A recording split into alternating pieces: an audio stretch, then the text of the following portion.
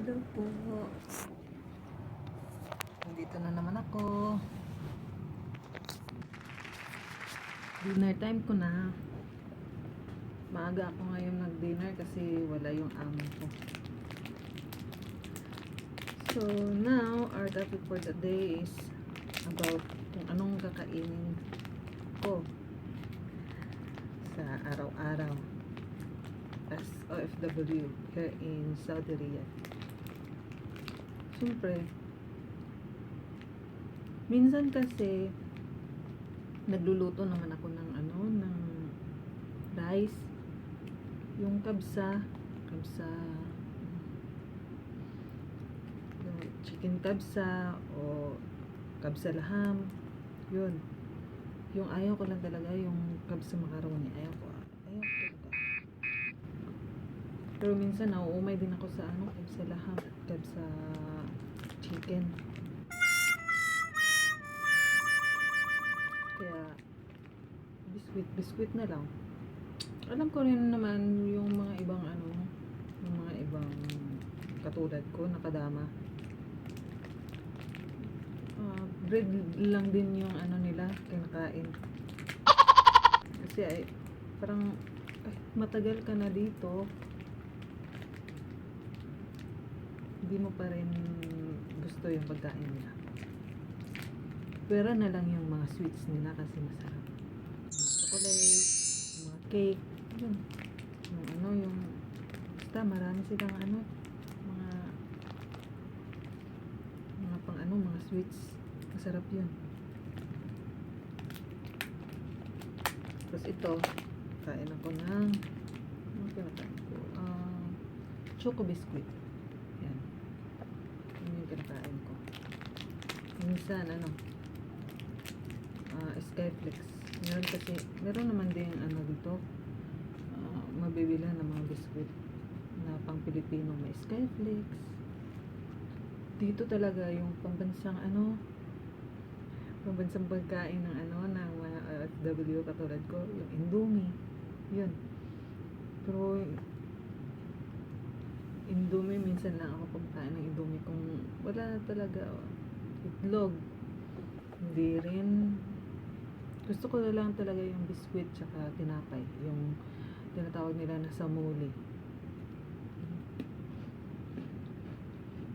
Yun din parang yung circle, yung kubos tawag nila, hostia. Yung hostia. Matigas yun pag hindi pinainit. Pero masarap din yun lagyan ng ng palaman.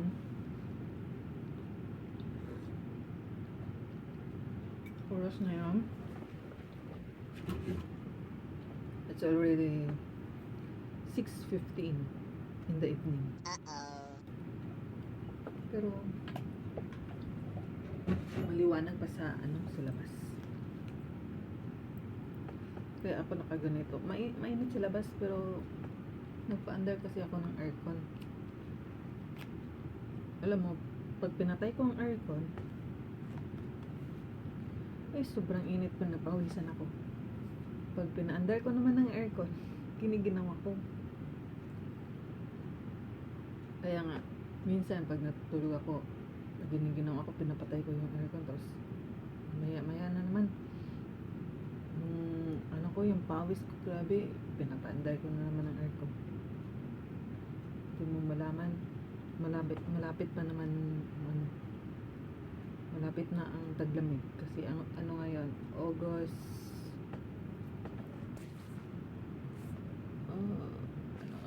August, ito pang pitsa ngayon, hindi ko alam.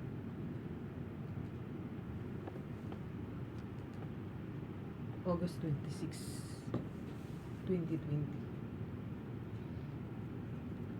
Sa mga September, October, November, yan, papasok ng taglamig.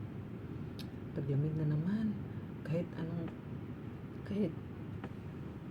ilang jacket yung nilalamig ko. Grabe. Sana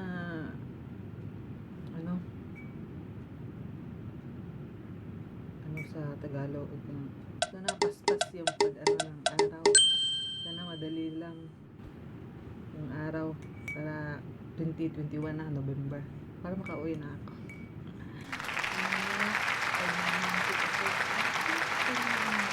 So, napaisip ako.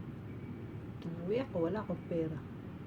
May pera naman ako, pero puti pa, kailangan pa talagang mag-ipon para pag uwi, meron na pang negosyo. Diba?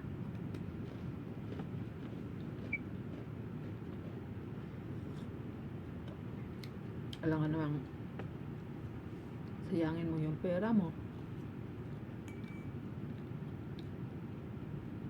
Dito ka na. Dapat mag-ipon.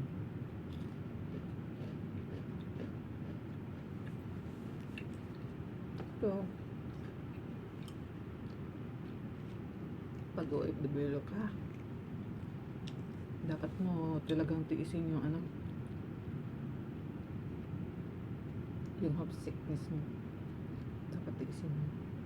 Pray ka lang ng pray. Mawawala. Hindi talaga. Para sa akin, hindi naman nawawala yung homesickness eh. Pray lang. Dapat isipin mo na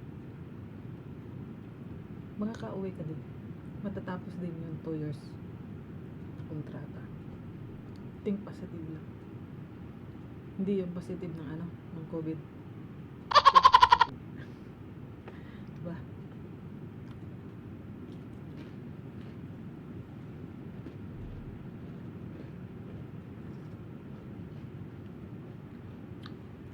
Yan. Kung masanay ka na kumain nito, biscuit lang, mabusog ka naman din eh. Basta wag ka lang hindi kumain talaga. Kahit biscuit lang kakain ka talaga kasi nagtatrabaho ka kasi pag nagtatrabaho ka tapos walang laman yung tiyan mo, paano na? Hospital ka, magkakasakit ka, double problema.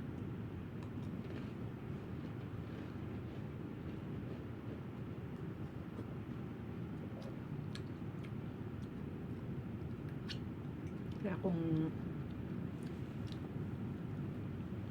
may pagkakataon na makakawa ka ng biskwit, kainin mo. Diskarte lang yan.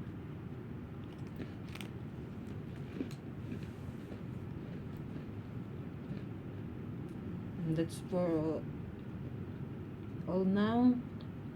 Susunod na naman na i-share ko sa inyo. Sana mag-subscribe kayo sa channel ko. Thank you.